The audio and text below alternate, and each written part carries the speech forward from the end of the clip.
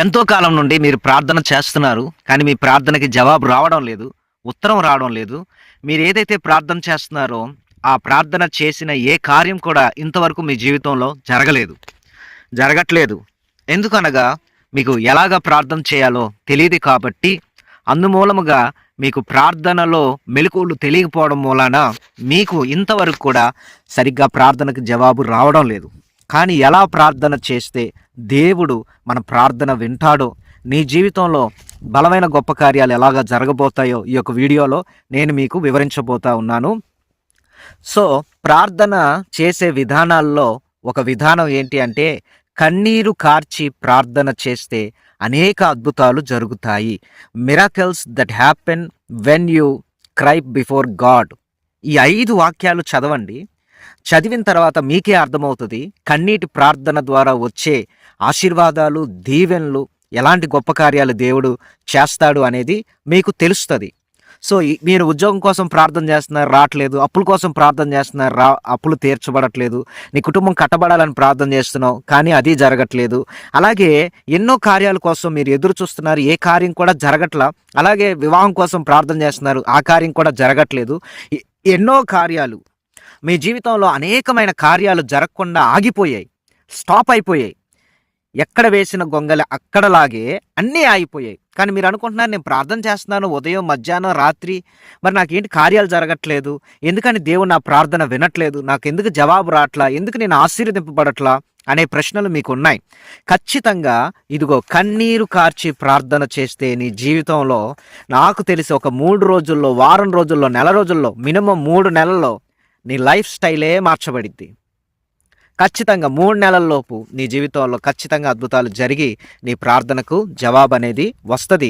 So ఎలా వస్తుంది అనేది ఈ యొక్క 5 వాక్యాల ద్వారా మనం తెలుసుకుంటాం. దానికంటే ముందుగా ఈ యొక్క వీడియోని ఒక లైక్ చేయండి, ఈ ఛానల్ని సబ్స్క్రైబ్ చేసుకోనండి, అలాగే అనేకులకు కూడా షేర్ చేయండి.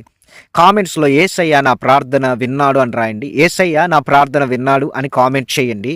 ఈ యొక్క వీడియోని లాస్ట్ వరకు కూడా వీక్షించండి. సో ఇప్పుడు మనం ఆలస్యం లేకుండా వాక్యంలోకి వెళ్దాం. మొదటి వాక్యము 120, వీటన్నిటిని మీరు కూడా రాసుకోండి. 126వ అధ్యాయం 5వ వచనం, కీర్తన గ్రంథం 126:5. కీర్తన గ్రంథం 126వ అధ్యాయము 5వ వచనాన్ని మనం ధ్యానం చేసుకుందాం. చూడండి. కన్నీళ్లు విడిచుచు విత్తువారు సంతోషగానంతో పంట కోసెదరు, పిడికిడు విత్తనములు చేత పట్టుకొని ఏడ్చుచూ పో విత్తువాడు సంతోషగానం చేయుచు పనలు మోసుకొని వచ్చును. ఇక్కడ దీని అర్థం ఏంటి అంటే, కన్నీళ్లు విడుస్తూ, ఏడ్చుకుంటూ, ఒకవేళ ప్రార్థన అనే విత్తనాన్ని నువ్వు వేసుకుంటే ఒక 3 నెలల్లో, 6 నెలల్లో దేవుడు ఏం చేస్తాడు అంటే, నువ్వు ఏదైతే ఏడ్చి దేవుడి యొద్ద అడిగావో ఆ 6 నెలల తర్వాత దాన్ని దేవుడు నీ చేతిలో, నీ భుజాల మీద పెట్టి నీకు సంతోషాన్ని కలుగు చేస్తాడు. చూడండి, విత్తనాలు వేసే రైతు మినిమం విత్తనాలు వేసిన తర్వాత 3 నెలల నుంచి 6 నెలల దాకా, 9 నెలల దాకా ఎదురు చూడాలి. ఎదురు చూసిన తర్వాత, ఆ సమయం గడిచిన తర్వాత ఖచ్చితంగా ఆ పంట చేతికి వచ్చినప్పుడు ఆ రైతు సంతోషపడతాడు. నువ్వు కూడా ఒక ప్రార్థన చేసే ఒక రైతుగా కన్నీళ్లు విడుస్తూ నీ ప్రార్థనా విత్తనాలన్నీ వేస్తే ఒక 6 నెలల తర్వాత కన్ఫామ్గా 6 నెలలు కన్నీరు విడిచి ప్రార్థన చేస్తే 6 నెలల తర్వాత నీ ప్రార్థనకు ఉత్తరం వస్తుంది. నీవు సంతోషగానంతో ముందుకు వెళ్తావు, దేవుడు నిన్ను దీవిస్తాడు. సో మొదటి వాక్యం ప్రకారముగా కన్నీళ్లు విడిస్తే జరిగే అద్భుతాల్లో మొదటి అద్భుతం ఏంటి అంటే, 6 నెలల్లోగా నీకు జవాబు వస్తుంది. ఇక దేవుడికి స్తోత్రం చెప్పుకొని జనవరి నుండి స్టార్ట్ చేయి, జనవరి, మే నెల, జూన్ కల్లా అద్భుతం నీ జీవితంలో జరిగింది. జూన్ నెల కల్లా, జూన్ నెల లోపు నీకు ఉద్యోగం వచ్చేసిద్ది, నీ భర్త వస్తాడు, నీ భార్య వస్తుంది, నీ అప్పులు పోతాయి, అలాగే నీ ప్రార్థనలన్నింటికి జవాబు వస్తుంది, నీ సమస్యలన్నింటికి పరిష్కారం జరుగుతుంది. దేవుడు నువ్వు కోరిన దాన్ని నీకు ఇస్తాడు. ఓకేనా? సో ఇప్పుడు 2వ వాక్యం కూడా ధ్యానం చేసుకుందాం, చదువుకుందాం. చూడండి, 2వది ఏమనుంది? కీర్తనల గ్రంథం 56వ అధ్యాయం 8వ వచనం ధ్యానం చేసుకుందాం. కీర్తనలు 56:8. చూడండి. నా కన్నీళ్లు నీ బుడ్డిలో ఉంచబడి ఉన్నవి, అవి నీ కవిలలో కనబడును కదా. కవిలలో అనే దానికి ఫుట్ నోట్ ఉంది. కవిల అంటే ఏంటంటే, కవిలలో అంటే ఏంటంటే పుస్తకం. ఒకటి, దేవుడు ఏం చేస్తాడు అంటే, నీవు కన్నీరు విడిచి ప్రార్థన చేసినప్పుడు నీ కన్నీటిని దేవుడి దగ్గర ఒక బాటిల్ ఉంటుంది. నీ పేరు మీద ఒక బాటిల్ ఉంటుంది. నువ్వు ప్రార్థన చేయడానికి ఎంత కన్నీళ్లు విడుస్తావో ఆ కన్నీటిని అంతటిని కూడా దేవుడు ఏం చేస్తాడంటే ఒక బాటిల్లో ఉంచుతాడనమాట. సో ఇక స్టార్ట్ చేయి. ఈ రోజు నుండి స్టార్ట్ చేయండి. గుర్తుపెట్టుకోండి, నీవు విడిచిన కన్నీళ్ళు వ్యర్థం కావు. ఆ కన్నీళ్ళన్నీ కూడా దేవుడు ఏం చేస్తాడంటే, మనం ట్యాప్ కింద ఒక బాటిల్ పెట్టినప్పుడు, ఆ బాటిల్ నిన్నప్పుడు మనకు అర్థమైంది కదా, 1 లీటరు, 2 లీటర్లు, 5 లీటర్లు, 10 లీటర్లు. నువ్వు ఎంత కన్నీళ్ళు విడుస్తావో, కన్నీళ్ళు విడిచి దేవుడి దగ్గర ప్రార్థన చేయి. అవన్నీ కూడా ఆ బుడ్డిలో ఉంచబడతాయి. అంటే దేవుడి దగ్గర ఒక బాటిల్ ఉంటుంది. ఆ బాటిల్లో ఆ నీళ్ళను, నీ కన్నీటిని దేవుడు ఉంచుతాడు. అలాగే పుస్తకంలో కూడా రాస్తాడనమాట. నువ్వు ఎప్పుడెప్పుడు ఏడ్చావు, ఎందుకు ఏడ్చావు, ఎలాగా ఏడ్చావు అనేది కూడా పుస్తకంలో, ఎందుకు కన్నీరు కార్చావు అనేది కూడా దేవుడు ఒక బుక్లో రాస్తాడు.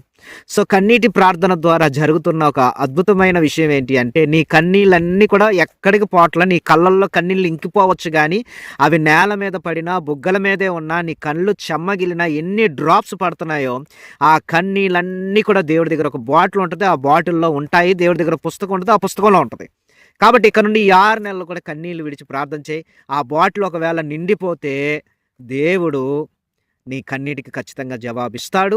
దేవుడు నిన్ను దీవించును గాక. అలాగే 3వ వాక్యాన్ని కూడా ధ్యానం చేసుకుందాం. 2వ రాజుల గ్రంథం 20వ అధ్యాయం 1 నుంచి 5 వచనాలు.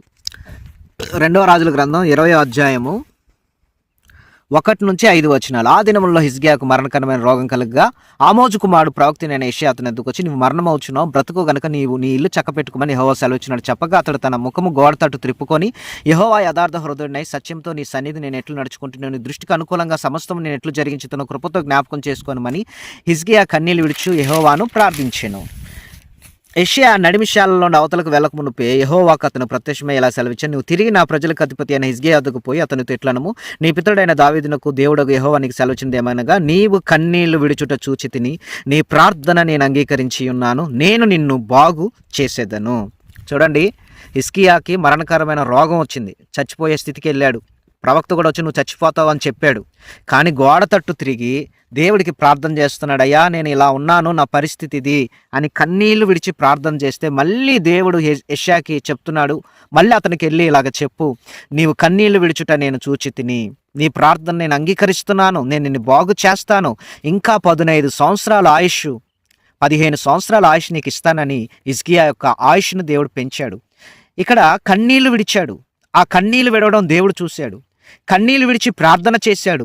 ఆ ప్రార్థన దేవుడు అంగీకరించాడు. కన్నీళ్లు విడిచి దేవుడిని అడిగాడు బాగు చేయమని, దేవుడు అతన్ని బాగు చేశాడు. మరి నువ్వు కూడా కన్నీళ్లు విడవడం దేవుడు చూస్తున్నాడు. నీ ప్రార్థన కూడా కన్నీటితో చేస్తే దేవుడు నీ ప్రార్థన ఆలకిస్తాడు. అలాగే దేవుడు నిన్ను బాగు చేస్తాడు. ఒకవేళ అనారోగ్యంతో ఉన్నావేమో, మరణకరమైన రోగంతో, క్యాన్సర్, ఎయిడ్స్, అలాగే భయంకరమైన వ్యాధితో ఉన్నావేమో, అల్సర్తో, లేకపోతే ఎన్నో రకాలైన వ్యాధులతో నువ్వు ఉన్నావేమో, ఏ రోగమైనా కానీ దేవుడు నిన్ను బాగు చేయగలడు. కన్నీళ్లు విడిచి దేవుడికి ప్రార్థన చేయి. నీ దేవుడు నిన్ను బాగు చేస్తాడు. నీ ఆయుష్ను దేవుడు పెంచుతాడు. డాక్టర్స్ ఒకవేళ నువ్వు చచ్చిపోతావని చెప్పాడేమో, లేకపోతే నీ కుమారుడు, నీ కుమార్తె ఎవరో ఒకళ్ళు చచ్చిపోతారని చెప్పారేమో, వాళ్ళు బాగు చేయమని దేవుని అడుగుతున్నామో, నీవు కన్నీళ్లు విడిచి ప్రార్థన చేసినప్పుడు దేవుడు నిన్ను బాగు చేయడమే కాదు, దేవుడు నీ ప్రార్థన అంగీకరించి ఆయన్ని కార్యం జరిగిస్తాడు. సో ఇది దేవుడు నీ పట్ల జరిగించే అద్భుతమైన కార్యం. అలాగే 4వ వాక్యాన్ని కూడా ధ్యానం చేసుకుందాం.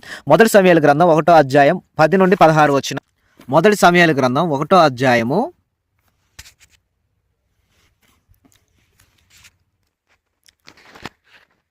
'హన్నా దేవుడి సన్నిధానంలో ఉండి ప్రార్థన చేసింది. 1 సమూయేలు గ్రంథం 1వ అధ్యాయము 10వ వచనం నుండి ధ్యానం చేసుకుందాం. బహు దుఃఖాక్రాంతురాలై వచ్చి యెహోవా సన్నిధిని ప్రార్థన చేయుచు బహుగా ఏడ్చుచు, సైన్యులకు అధిపతిగా యెహోవా, నీ సేవకురాలైన నాకు కలిగి ఉన్న శ్రమను చూచి నీ సేవకురాలైన నన్ను మరొక జ్ఞాపకం చేసుకొని, నీ సేవకురాలైన నాకు మగపిల్లను దయచేసి ఎల్లవారి వాని తల మీదకి క్షౌరకత్తి అన్నిటికి రానీక, వాడు బ్రతుకు దినములంటే నేను వాడిని యెహోవానకు నీకు అప్పగింతునని మొక్కుబడి చేసుకొనెను. ఆమె యెహోవా సన్నిధిని ప్రార్థన చేయుచుండగా ఏలి ఆమె నోరు కనిపెట్టుచుండెను. ఏలే అనగా హన్నా తన మనసులోనే చెప్పుకొనుచుండెను. ఆమె పెదవులు మాత్రం కదులుచుండే, ఆమె స్వరం వినబడక ఉండెను గనుక ఏలి ఆమె మత్తురాలై ఉన్నదనుకొని, ఎంతవరకు నీవు మత్తురాలవై ఉందు, నీవు ద్రాక్షారసమును నీ యొద్ద నుండి తీసివేయమని చెప్పగా, హన్నా అది కాదు నా ఏలినవాడా, నేను మనోదుఖం గలదాన్నై ఉన్నాను, నేను ద్రాక్షారసంనైనను మద్యంనైనను పానం చేయలేదు, గాని నా ఆత్మని యెహోవా సన్నిధిని కుమ్మరించుకొనుచున్నాను. నీ సేవకురాలైన నన్ను పనికిమాలిన దానికి ఎంచవద్దు. అత్యంతమైన కోపకారణను బట్టి బహుగా నిట్టూర్పులు విడుచు నాలో నేను దీన్ని చెప్పుకొనుచుంటినా నేను.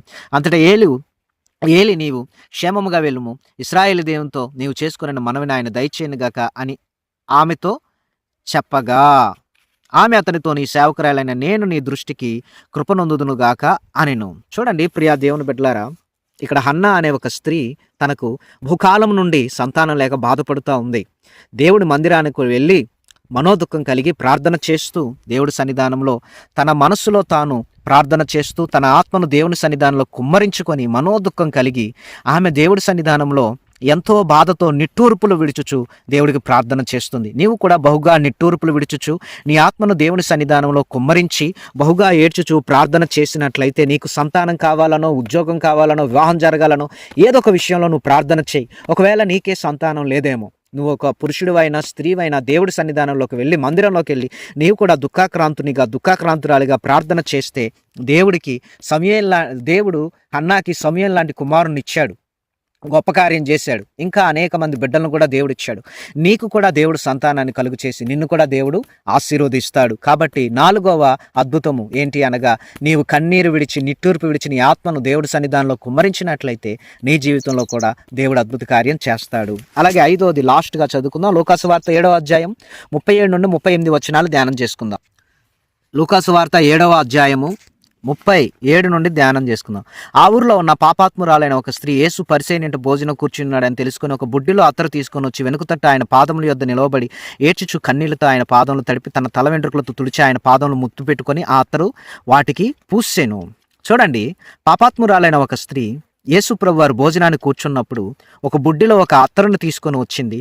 ఆయన పాదాల యొద్ద నిలవబడి ఆయన పాదాల మీద కూర్చొని ఏడ్చింది.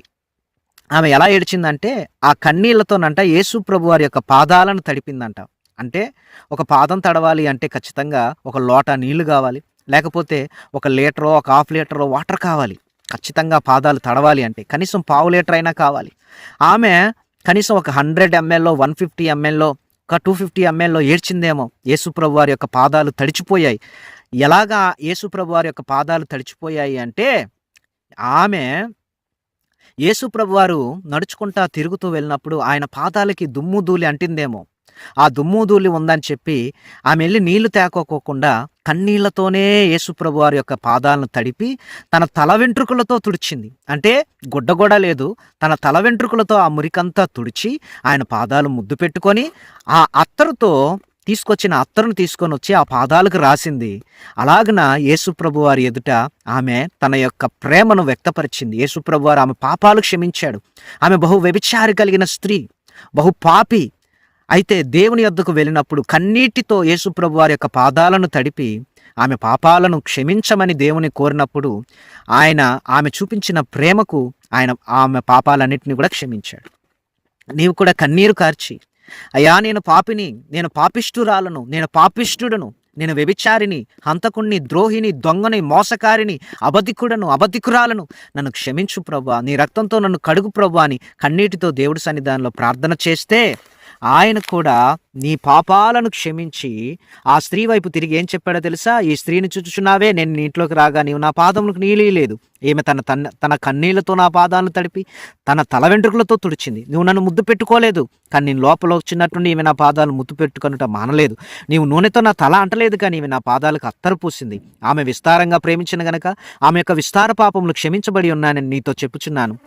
ఇక్కడ నీ పాపములు క్షమించబడి ఉన్నావని ఆమెతో చెప్పాను. సో కన్నీటితో నువ్వు ప్రార్థన చేస్తే నీ ప్రార్థన దేవుడు ఆలకించి నీ పాపాలను క్షమించి నీతిమంతురాలుగా దేవుడు తీరుస్తాడు. దేవుని యొద్దకు వెళ్ళి కన్నీటి విరిచి ప్రార్థన చేయండి.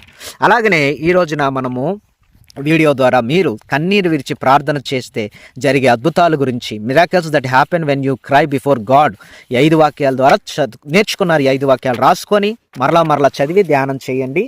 అలాగనే మీకు ఇంకేమైనా సందేహాలు ఉన్నట్లయితే స్క్రీన్ మీద కనపడుతున్న ఒక నెంబర్కి కాల్ చేయండి, ఒక నెంబర్కి వాట్సాప్ ద్వారా మీ ప్రార్థన అవసరతలు తెలియపరచండి. కామెంట్స్లో యేసయ్య నా ప్రార్థన విన్నాడని రాయండి.